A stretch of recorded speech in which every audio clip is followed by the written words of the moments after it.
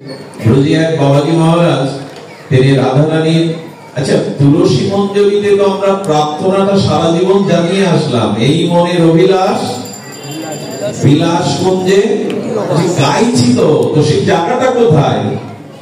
সেখানে যাওয়া হবে না, সে যাওয়ার জন্য ব্যাকুলতা জাগবে না। এই নিবেদন ধরো সখীর একটা কথা বলি, মহাপ্রভু আমাদের স্বরূপ পরিচয় দিয়েছেন আমরা কৃষ্ণ দাস। এ পরিচয় সত্য, কিন্তু এর উপরেও একটা মহাসত্য আছে, সেটা হলো আমরা রাধারানীর দাসী, আমরা রাধারানীর কিঙ্করী। এটি মহাসত্য, আমরা রাধারানীর কিঙ্করী। বৃষভানুনন্দিনীর এই নিত্য লীলাতে পৌঁছাতে পারেন আপনি, এটা অবাস্তব কোন সংবাদ নয়। মহাপ্রভু এই সংবাদ দিয়েছেন রাগ ভক্তি। তিনি বলেছেন, আত্মনাং চিন্তায়ত তত্র তাসাং মধ্যে মনোরমম রূপ যৌবন্য সম্পন্নাম কিশোরীং প্রমাদাকৃতিম। শ্রী গুরুদেব কাম বীজ কাম গায়ত্রী দিয়ে আপনাকে মঞ্জরি সাধনা দিয়ে দেবেন। এই আত্মার উপরে, আত্মা নারীও না পুরুষ না, আত্মার উপরে আপনাকে রাধারানীর একটা সখী রূপ দিয়ে দেবেন, আপনাকে বসন দিয়ে দেবেন, স্বভাব দিয়ে দেবেন।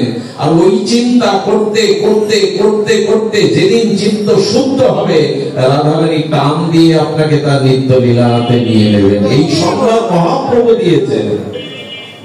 যদি বলেন কি পাগলের প্রলাপ বকছো, আমরা ওইখানে যাব, যেতে পারে। শুনুন তাহলে সেই মর্মস্পর্শী ঘটনা।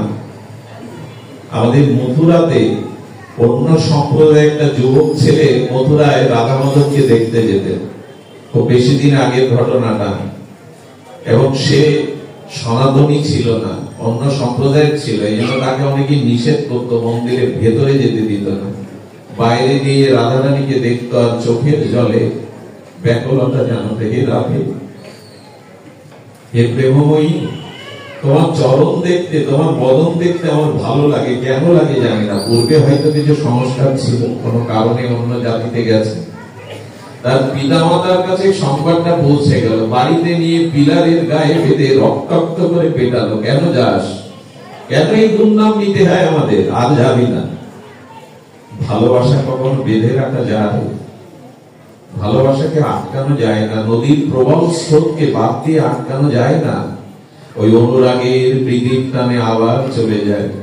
পেছন দিকে কত গালি, কত কলঙ্ক, কত কত দৈহিক যন্ত্রণা, কষ্ট ভোগ করতে হলো।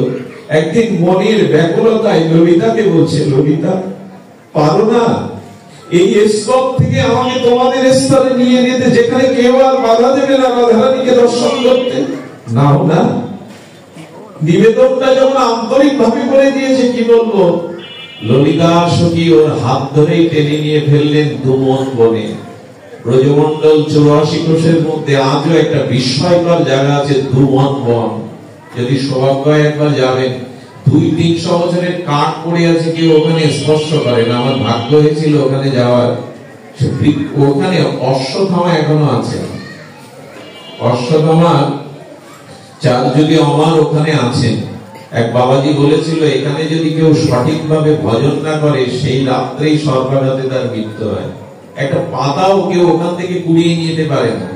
পথগুলো কেমন রচনা, পাতা শেষে পাতাগুলো সরিয়ে একটা পথ রচনা করে দেয়। একটা বনলক্ষ্মীর বনসভা, নির্জন ভজনস্থলী, ওর মধ্যে দীর্ঘ কিছু বছর পরে এক বাবাজি দেখেছিল এই ছেলেটাকে, ওর মধ্যে নিত্য লীলায় ডুবেছিল। আগের সে আর নাই। আমাদের সিদ্ধ নামনিষ্ঠ সিদ্ধ নিদ্রাজয়ী মহাপুরুষ বিজয় কৃষ্ণ গোস্বামী একবার গিয়েছিলেন বৃন্দাবনে। ওনার একজন প্রিয় বান্ধব, উনি রাধারানীর চিন্তা করতে করতে পড়লেন, দেহ ত্যাগ করলেন। আর এই দেহ থেকে 13 বছরের এক কিশোরী বালিকার রূপ ধরে কে যেন লীলার দিকে ছুটে গেল। বিজয় কৃষ্ণ গোস্বামী দেখলেন এই জঙ্গলের মধ্যে কেউ বাস করে না, এখানে কোনো ব্রজবাসী নেই। এই বালিকাকে সাধনে ভাবিবে যাহা, সিদ্ধ দেহে পাবে তাহা। সাধারণ আপনি যা ভাববেন আপনি তাই তো হবেন। কাশ পোকাটাকে নিয়ে যায় না। আচ্ছা, শুয়োপোকা যদি বিচিত্র বৈচিত্র্য প্রজাপতিতে রূপ নেয়, শুয়োপোকাটা কিসের রূপ নেয়? প্রজাপতি হয়ে যায়।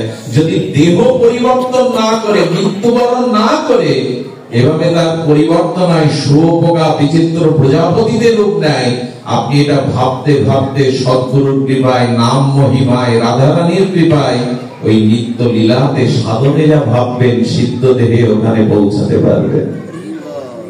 আমাদের দেহ একটা না, এই যে রক্ত মাংসের পিণ্ড দেহ যেটা এখানে আছে, এখানে বসে এখন আপনি আপনার বাড়িতে প্রিয়জনের মুখ দেখে আসতে পারেন। ওই শরীরটা কোন শরীর? একটি হলো সূক্ষ্ম শরীর, স্থূল শরীর, আর একটি হলো কারণ শরীর। আমাদের শরীর তিনটি। তো গুরুদেবের কৃপায় রাধারানীর সখী ভাবনাটা ভাবতে ভাবতে, ব্রজলীলা ভাবতে ভাবতে, একদিন কৃপা করে আপনাকে ওখানে উনি নিয়ে দেবেন, এই অঙ্গীকার করেছেন। আমাদের শুধু ভাবনার পরিবর্তন চাই। সারাটা জীবন সংসার, বিষয় আশা, স্ত্রী পুত্র, এই ভাবনায় ভেবে গেলাম, এই জন্য ঈশ্বর শান্তি পাইনি, না শান্তি কাউকে দিতে পেরেছি, না শান্তি পেয়েছি। ভগবত স্মরণ না করলে শান্তি পাওয়া যায় না। ভগবত স্মৃতি, ভগবত। এখন দেখুন না, আমরা তো সেই মানুষই, সংসারে রোগ শোক জ্বালা যন্ত্রণার, এখন তো কারো চিত্তে বিষয় যন্ত্রণা করছে না, এখন তো কারো মাথায় সংসারের ভারী বোঝা আমাকে ভারী করে তুলছে না। এর একটাই কারণ, হরি স্মৃতি, ভগবান স্মৃতি হৃদয়ে জাগলে এই জম যাতনা থেকে মুক্ত হওয়া যায়, অপ্রাকৃত রাজ্যে প্রবেশ ঘটে। আত্মানং চিন্তায়িত তত্র তাসাং মধ্যে মনোরমম। সেই সখীর চিন্তা করো, সখীর ভাবনাতে আনো। হে রাধে, কবে তোমার একটি প্রবিষ্ট লীলা আছে, আপনারা অনেকেই শ্রবণ করেছেন, সেটা হলো শ্যামা মঞ্জু সখী। ইনি ছিলেন বৃন্দাবনের আশ্রিত একজন গোপী উপাসনার, গোপী ভাবের উপাসনা করতেন। তো গোপী ভাবের উপাসনা করে শৃঙ্গার করতেন গোবিন্দকে অপূর্ব করে, শৃঙ্গার করে মনোরম করে তার দিকে চেয়ে থাকতেন, কবে দর্শন পাবো। এইভাবে প্রাণের ব্যাকুলতায় তার বিগ্রহকে সেবা করতে করতে হঠাৎ যমুনার কদম্ব বৃক্ষের তলে বিজলী চমকির মতো মনোহর শ্যাম সুন্দর মুরলীধারীকে দেখতে পেলেন। যেই দেখতে পেলেন, প্রেমে মূর্ছিত হয়ে পড়ে গেলেন। পরের দিন আবার শৃঙ্গার করে এসে দাঁড়িয়েছে ওই প্রলোভনে যদি আর একবার দেখা পায়। এভাবে নিত্য দেখা দিতে লাগলেন শ্যাম সুন্দর। খুব বেশি দিন আগের ঘটনা নয়, রাধা বাবার জীবনের এই ঘটনাটা শুনিয়েছিলেন। উনি কি করতেন, এইভাবে দেখতে দেখতে শ্যাম সুন্দরকে দেখেন, তখন আর মূর্ছা যান না। নয়ন ভরে সেই অপরূপ সৌন্দর্য মাধুর্যের পরকাষ্ঠা ত্রিভঙ্গ ঠাম অরিন্দম সুন্দর ব্রজনাথকে নয়ন মনে দেখে আপ্লুত হয়ে যায়, ভাবে বিভোর হয়ে যান, কিন্তু হাতে যে কিছু নেই তাকে সেবা করবে। যমুনার কাছে গিয়ে ঝরঝর করে কাঁদছে, যমুনে আমার প্রিয় পরমকে আমি একটু শৃঙ্গার করতে চাই, সাজাতে চাই, কিছুই তো নাই। যমুনা প্রকাশ হয়ে একটা পীত বসন দিয়ে দিলেন। ওই বসনটা শ্রী গোবিন্দকে দর্শন করে স্বাদ হলো তাকে শৃঙ্গার করবার। ভালোবাসলে তাকে হাতে করে সেবা করতে স্বাদ হয়। ভালোবাসার দুটো লক্ষণ, এই দুটি লক্ষণ না থাকলে জানবেন ভালোবাসা আপনার ভিতরে জন্মায়নি।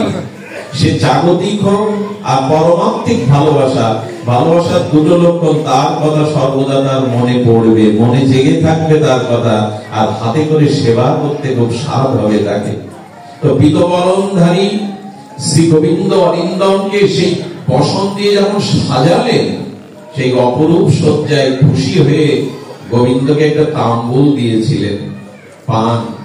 সেই পানটা অদ্ভুত চর্চিত চর্বণ করে গোবিন্দ একটু প্রসাদী করে তার হাতে দিয়েছিলেন। কিন্তু হাতে পাওয়ার পর চিন্তা করছেন, তোমাকে পাওয়াটা পাওয়া নাই, যদি বিষভানু নন্দিনী কিশোরীর সাথে তোমাকে পেতাম, তোমাকে পাওয়াটা তো পাওয়া নয়, তোমাকে পাওয়াটা পাওয়া নাই। একা গোবিন্দকে দর্শন করা গোবিন্দ দর্শনের পূর্ণতা নয়। তো মাত্মিক একটা কথা বলি, এক গোবিন্দকে দর্শন করাটা গোবিন্দ দর্শনের পরিপূর্ণতা নাই, যুগল দর্শনই হলো পরিপূর্ণতা। গোবিন্দ তুমি ভুবন মোহন হতে পারো, তুমি মদন মোহন হতে পারো না যদি বামে শ্যামা না থাকে, রাধা রানী না থাকে। তুমি ভুবন মোহন, এতে কিছু যায় আসে না। তুমি বিশ্ব মোহন, ভুবন মোহন, এতে কিছু আসে না। কিন্তু তুমি মদন মোহন হতে পারবে না যদি বামে রাধা রানী না থাকে, বৃষভানু। এই জন্য শ্রীরাম বৃন্দাবন যুগল ভজন ধন মোহে করালো উপদেশ। আমাদের ভজনটা তো যুগলের। রঘুনাথ দাস গোস্বামীকে বলছেন, রাধা রানী আমি কৃষ্ণ এনে দিচ্ছি, কৃষ্ণকে নাও। বলো কপটিকে নিয়ে কি করব? তুমি যদি না সরাই, কৃষ্ণকে পেয়ে আমি কি করব? এই জন্য আমাদের ভজনটাই যুগলেরই, মাধুর্য ভজন আমাদের। এই সংবাদটা যদি বলেন এত কথা থাকতে পরিবেশ পরিস্থিতি বর্তমান প্রেক্ষাপট এত দূরে চলে যাচ্ছ কেন? এই কথা যদি সারা জীবনেই না শুনলাম, এই কথা যদি চর্চাই না করলাম, তবে মহাপ্রভুর মহা অবদানটা আমরা জানতে পারবো না। এটা জানাবার কথা আমাদের। আমাদের ভজনটাই যুগ উপাসনার। মহাপ্রভু এসে সেটাই জানিয়ে গেলেন। তো এই মঞ্জু সভা হাতে পানটা চর্বিত চরণ গোবিন্দের অধরামৃত পেয়ে ভাবছেন, রাধারানী সব থেকে সন্তুষ্ট হয় যদি গোবিন্দের অধরামৃত পায়। ওইটা যত্ন করে রেখে দিয়েছে। পরের দিন যখন শ্যামসুন্দরকে দর্শন পেয়ে লুটিয়ে পড়েছে, বলে জীবনে কখনো কিছু চাইনি শ্যাম, চাওয়া পাওয়ারও কিছু নাই, তুমি কৃপা করে চরণ দর্শন দিয়েছো, এর একটা চাওয়া তোমাকে প্রার্থনা পূর্ণ করতেই হবে। বলে দাও ঠাকুরানী কোথায়, বলে দাও ঠাকুরানী কোথায়, আমি একবার অন্তত তাকে একটু সেবা করতে চাই। দেখুন গোবিন্দকে পেয়েও তার তৃষ্ণা মেটেনি, পরিপূর্ণতা আসেনি। গোবিন্দ বললেন তার সন্ধান মাঝে মাঝে আমিও পাই না, ব্যাকুল হয়ে খুঁজে বেড়াই। তবে আমি যখন যাই তুমি আমার পিছু পিছু যাবে। সেই নিকুঞ্জ প্রেম মন্দিরে গোবিন্দ প্রবেশ করলেন। দুয়ারে দাঁড়িয়ে ললিতা বিশাখা সখী মঞ্জুরীদের দেখেই ওখানে মূর্ছিত হয়ে পড়লেন। এত অপরূপ তারা, এত মাধুর্য তাদের। পরের দিন সেই রাধা রানীকে দর্শনের সৌভাগ্য হলো না, সেই দুয়ার ভেতরে তার প্রবেশ হলো না। সখীবৃন্দকে দেখেই উনি মূর্ছিত হয়ে পড়ে রইলেন। পরের দিন গোবিন্দ বলছেন, তাকে তোমার সেবাটা দিয়েছ? বলো দিতে পারিনি, তার কাছে পৌঁছাবার সাহসী হলো না। সখীদের থেকে আমি বিমোহিত পড়ে গিয়েছিলাম, বলো আজকে দেখা করবে।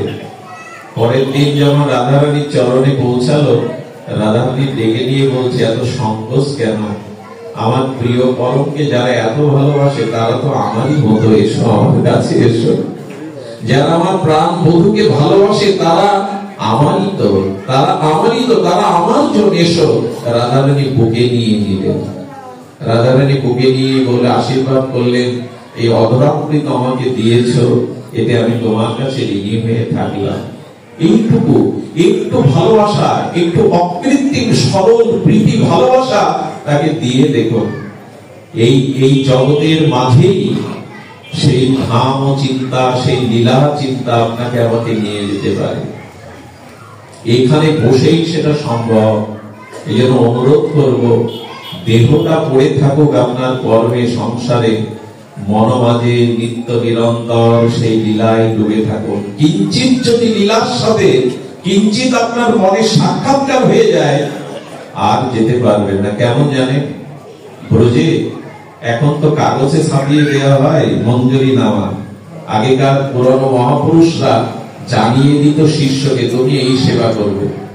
তো তার এক শিষ্যকে সেবা দিয়েছে, রাধারানীকে সকালবেলা স্বর্ণ বেদির পরে বসিয়ে স্বর্ণ কলসে অগুরু চন্দন গোলাপের পাপড়ি সুগন্ধি দিয়ে রাধারানীকে স্নান করাতে।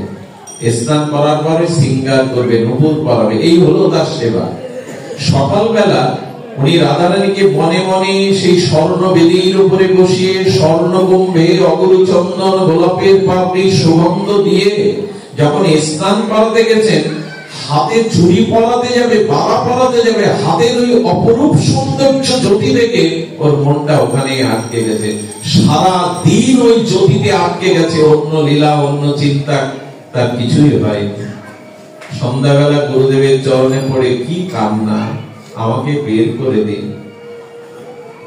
আমাকে অভিশাপ দিন, আমাকে ত্যাগ করে দিন, আমি যোগ্য নই আপনার। কি হয়েছে বল, এত কাঁদছিস কেন? সকালবেলা সিঙ্গার করতে গিয়ে ওই হাতের সৌন্দর্য দেখে আমার মন আটকে গেছে, আমি অন্য লীলা অন্য ভাবনা ভাবতে পারিনি। কি সেই জ্যোতি, কি সেই আভা, ওখানেই মনটা আটকে আছে। গুরুদেব বুকে তুলে নিয়ে বললেন, আজকে তো লীলা স্মরণ সার্থক হলো, তুই কৃপা পেয়েছিস। তার ওরা ভাবতে ভাবতে কখনো আপনার মনে একটা দিব্য আভা, দিব্য অনুভূতি আসবে, তখন আর অন্য কিছু ভালো লাগবে না। আমাদের মনটা না বিষয় বাসনার ভাবনা ব্যস্ত। এখানে লীলাকে দিন, স্মরণকে দিন। সাধন স্মরণ লীলা ইহাতে না অবহেলা। এই লীলা চিন্তনটা তো জানতে হবে। এই লীলা চিন্তন যদি করতে পারেন, ওইখানেই আপনার চিত্ত বিমোহিত হয়ে যাবে। বাইরে যন্ত্রের ন্যায় কর্ম করতে হয়, টাকা রোজগার করতে হয়, ব্যবসা চাকরি করতে হয়, কিন্তু মনে মনে মনে মনে ওই লীলা চিন্তনে আবিষ্ট থাকুন। এটাই সব থেকে প্রকৃষ্ট উপায়। আমরা দিতে বাস করতে পারবো না। আমাদের ধাম বাস কারো ভাগ্যে আছে, কারো ভাগ্য নাই। এই সংসারের মধ্যে থেকে ওই চিন্তায় একটুখানি প্রেম ভক্তি চন্দ্রিকাটা পড়ুন, একটু লীলা স্মরণ গুটিকাটা দেখুন। ওই যে লীলা চিন্তা করতে করতে ওই লীলা আপনাকে টেনে নিয়ে যাবে। কেউ কেউ বলে, এসব কথা বলছো কেন? আমাদের কামনা কলুষিত এই ব্যস্ত জীবনে, নাগরিক জীবনে সম্ভব নয়। এটা কেন বলছো? যা ব্রহ্মা পায় না। কেন বলছি জানেন? চাঁদকে আমি হাত দিয়ে স্পর্শ করতে পারবো না, কিন্তু কোনদিন চাঁদ যদি আমার কাছে এসে ধরা দেয়, আমার নিতে বাধা কোথায়? মহাপ্রভু বললেন, আমি তো ওটাই নিতে এসেছি, হরিনাম নিতে আমি আসিনি। মহাপ্রভু নিতাই চাঁদ না এলেও হরিনাম আমরা পেতাম, এটা যুব ধর্ম। কিন্তু ব্রজপ্রেম পেতাম না, মঞ্জরি ভাব সাধনা পেতাম না। মহাপ্রভু এই চিন্তাটাই আমাদের দিয়ে গেছেন। তো আপনাদের কাছে নিবেদন করব, নিবেদন আর কিছু না, এই লীলা চিন্তনটি যেন আমাদের চিত্তে আসে। আমি ছোট একটা জিনিস আপনাদের উপহার স্বরূপ এনেছি, যদি গ্রহণ করবার মতো আপনাদের একটু মানসিকতা থাকে। কাউকে ভালোবাসতে গেলে, কাউকে মন দিতে গেলে তার কিছু গুণাবলী লাগে। গুণ ছাড়া কেউ কারো প্রিয় হয়? আর প্রিয়তা না এলে কেউ কারোর গুণ দেখে? যেখানে প্রিয়তা সেখানে দেখবেন গুণ দর্শন আছে, আর যেখানে গুণ দেখেন ওখানে প্রিয়তা আসবে। যেখানে কোনো গুণ দেখতে পান না, ওখানে প্রিয়তা আসবে না। যেখানে প্রিয়তা নাই, ওখানেও কোনো গুণের উপস্থিতি আপনি টের পাবেন না। আচ্ছা, মা সন্তান প্রসব করেছে, কুৎসিত কদাকার বিকলাঙ্গ, কদাকার দেখতে। সেদিন ছিল পূর্ণিমা। পূর্ণিমার চাঁদ দেখে যদি প্রতিবেশিনীকে ওই মাকে বলে, তোমার খোকা কুৎসিত, আর আকাশের চাঁদ কত সুন্দর, মা মানবে তো? মা কি এ কথা মানবে? মা বলবে, আকাশের চাঁদকে ধিক্কার, আমার খোকার মুখটা চাঁদের থেকেও সুন্দর। কারণ কি? কারণ আপন করে নিয়েছে। নারীর টান তো, যার প্রতি আপনত্ব থাকে তার ভিতরে গুণ দর্শন আছে, যার গুণ দেখা যায় তার প্রতি প্রিয়তা আপনি থেকে আসে। তো আমরা রাধারানীর 25টা গুণ একটু আজ খুব সংক্ষিপ্ত করে শুনেই পাঠ বিশ্রাম দেব। কটা গুণ? রাধারানীর অনন্ত গুণের মধ্যে মহাপ্রভু নিজে মুখে 25টা গুণের বর্ণনা করেছেন। আসুন আমরা একটু সামান্য স্পর্শ করে যাই। এটি ব্যাখ্যা করতে তো এক একটা গুণের মহিমা মহাত্মারা এক এক দিন ব্যাখ্যা করে শেষ করতে পারেননি। তার মধ্যে এইটুকু বলবো, যাহার সৌভাগ্য গুণ বাঞ্ছে সত্য ভামা। রাধারানীর সৌভাগ্য গুণ সত্য ভামা বাঞ্ছনা করছেন। যার ঠাই কলা বিলাস শিখে ব্রজ রামা। গোপিকারাও যার কাছে কলা বিলাস থেকে, সত্যভামা রুক্মিণীও যার কাছে গুণ চান, তিনি রাধারানী। যার সৌন্দর্যাদি গুণ বাঞ্ছে লক্ষ্মী পার্বতী। রাধারানীর গুণ সর্বদা অভিলাষ প্রার্থনা করে পার্বতী এবং লক্ষ্মী দেবী। এগুণ নাই।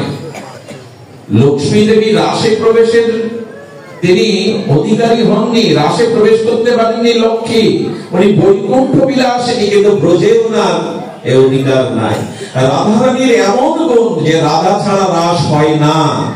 রাধাকে বাদ দিয়ে দিন। এই জন্য কেউ রাসেশ্বরী রাধারানীকেই বলা হয়, রাসেশ্বর কৃষ্ণকে বলা হয় না। রাস মঞ্চ হতে যদি রাধারানী অন্তর্ধান হন, সর্বলীলা মুকুটমণি রাস থমকে দাঁড়াবে। গোবিন্দের চালিকা প্রেম শক্তি এই লাদিনী, তিনি ছাড়া গোবিন্দের মাধুর্য রাস থমকে দাঁড়ায়। এই জন্য তার গুণাবলী পার্বতী লক্ষ্মী দেবীও বাঞ্ছা করেন। যার পাতিব্রতা ধর্ম বাঞ্ছে অরুন্ধতী, বশিষ্ঠ দেবের সহধর্মিনীর নাম অরুন্ধতী। তার থেকে সতী এই জগতে বিরল। সেই অরুন্ধতীও যার কাছে সতীত্ব বাঞ্ছনা করেন, যার সদ্গুণ বর্ণনের কৃষ্ণ না পান পার। এই শব্দটা মনে হয় আপনাদের হৃদয়ে যদি লিখে নিতেন, যার গুণ মহিমা কৃষ্ণ না পান পার, কৃষ্ণ পার পান না যার গুণে, তার গুণ বর্ণিবে মানুষ কোন ছাড়। আমার মতো নর্দমার কীটের পক্ষে সম্ভব, যা গোবিন্দ পার পান না যার গুণ, তার বর্ণনা কে করবে? তো মহাপ্রভু কৃপা করে রাধারানীর 25টা গুণের কথা বলেছেন। আমি 2-3টে হয়তো বলতে পারবো, সময়ের দিকে তাকিয়ে আমরা এইটুকু আস্বাদন করব। রাধারানীর প্রথম গুণটা হলো তিনি মধুরা, মধুর।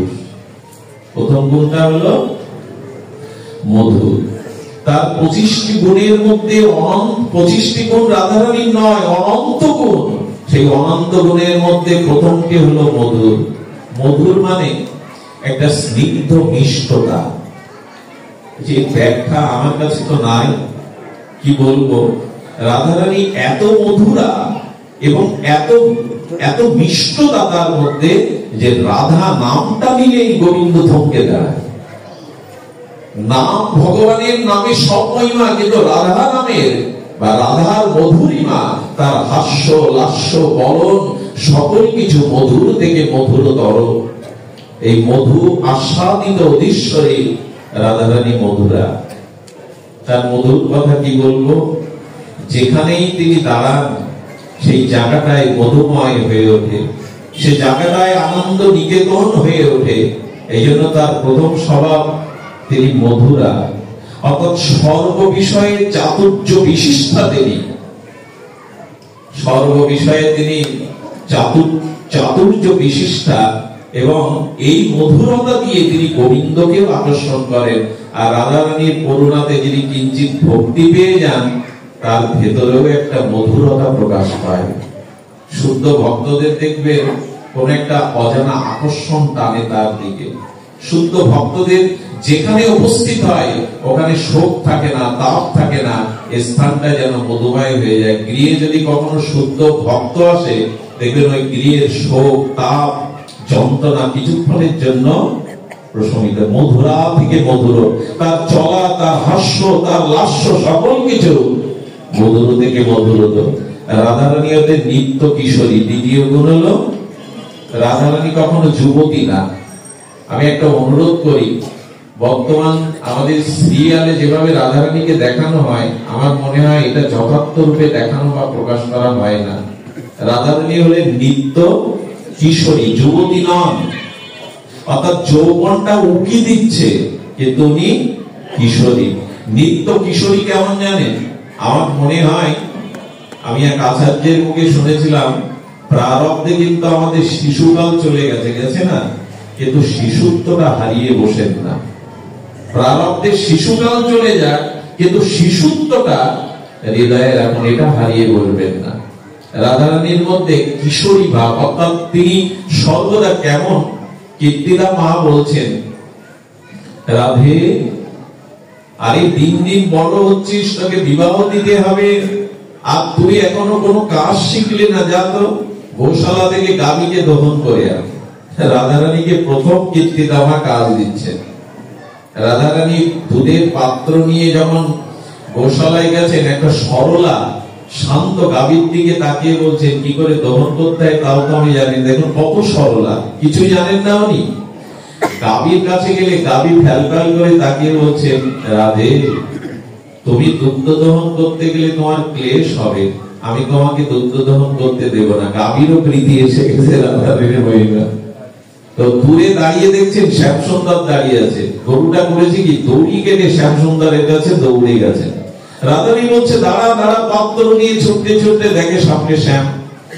রাধা এটা তোমার কাজ না, গাভী দহন তোমার কাজ না। গাভীটা যেমন বলছে শ্যামসুন্দর তুমি দুয়ে দাও না রাধারানী, গাভীটা তুমি দুয়ে দাও, রাধারানী কষ্ট পাবে, গাভীও চাইছেন না।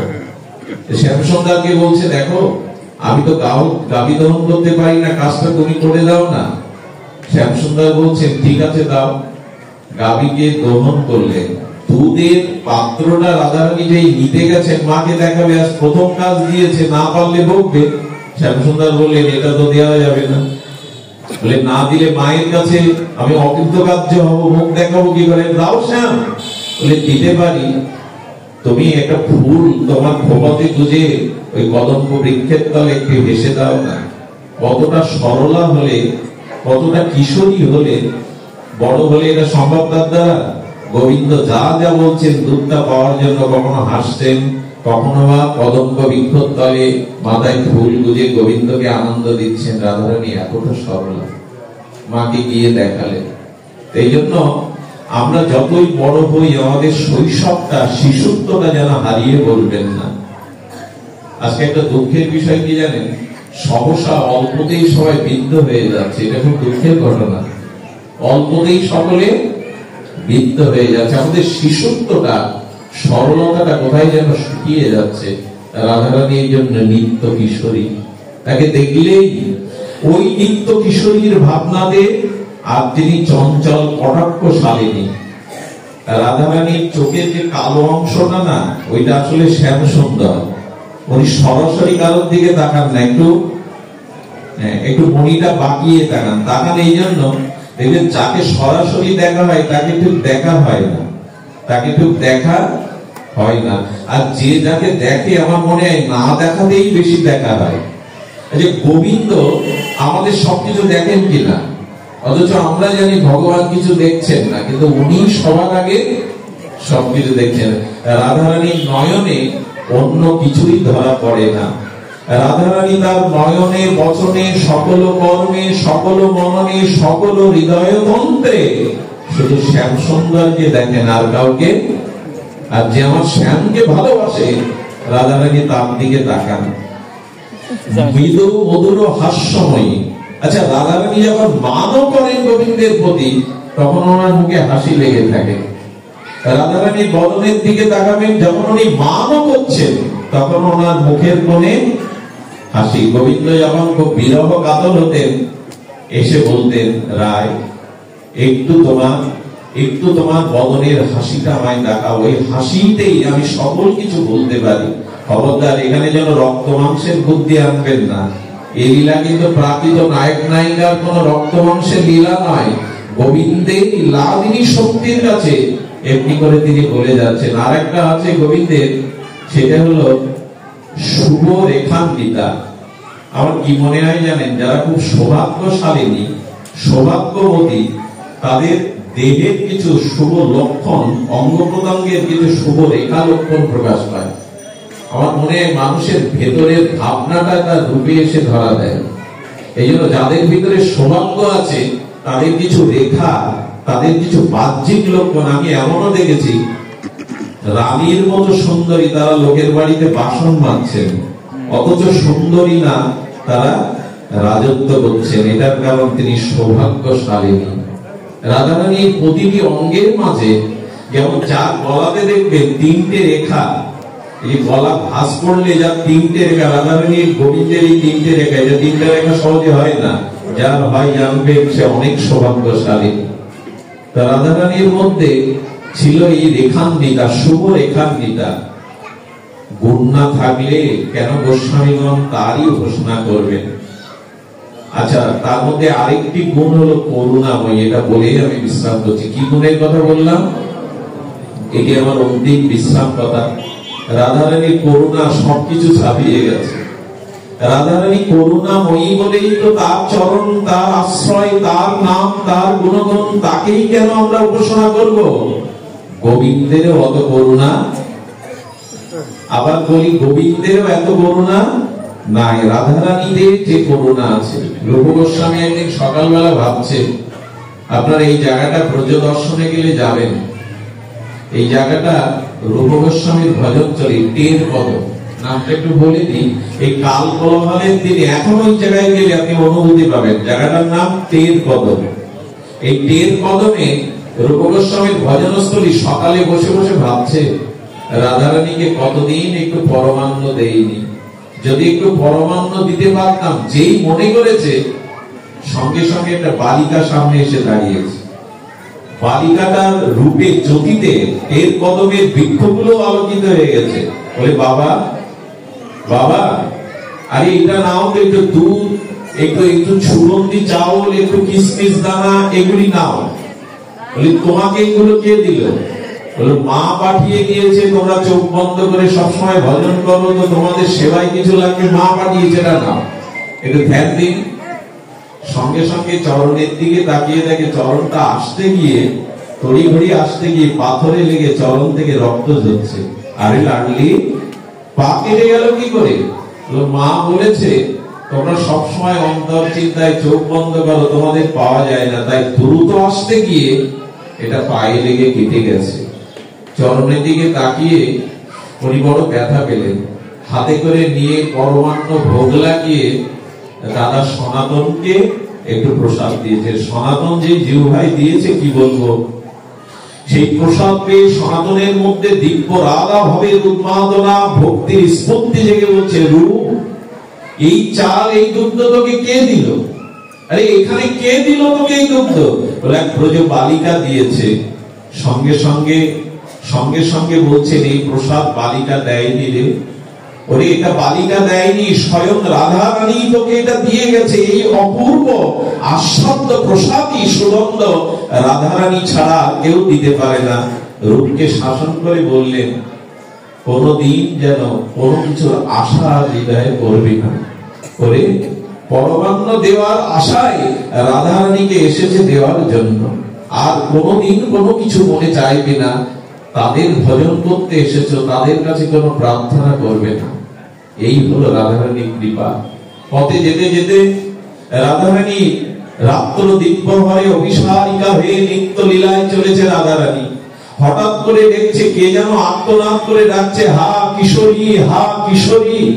রাধারানী থমকে গিয়ে ললিতাকে বলছে, ললিতা দেখ না, কে আমায় কিশোরী মণি বলে ডাকছে।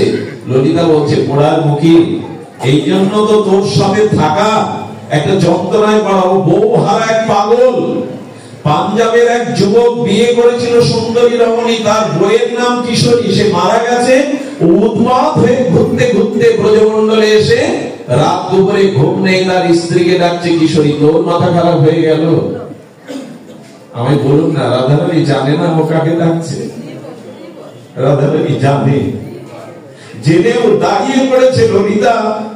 ওর ডাকের মধ্যে বড় আত্মনাদ আছে, আমার নাম তো কিশোরী, যা ওকে আমার কাছে নিয়ে যায়। আরে ও বউ পাগলা, উন্মাদ, যেই হোক ও তো কিশোরী বলে দেখছে। এই করুণা কার আছে?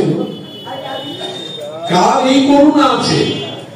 সঙ্গে সঙ্গে ললিতা বলছেন, আরে পুরুষ দেহ নিয়ে তো লীলাতে আসবে কি করে? রাধারানী বললেন, আমার চরণ ধুলো নিয়ে যা।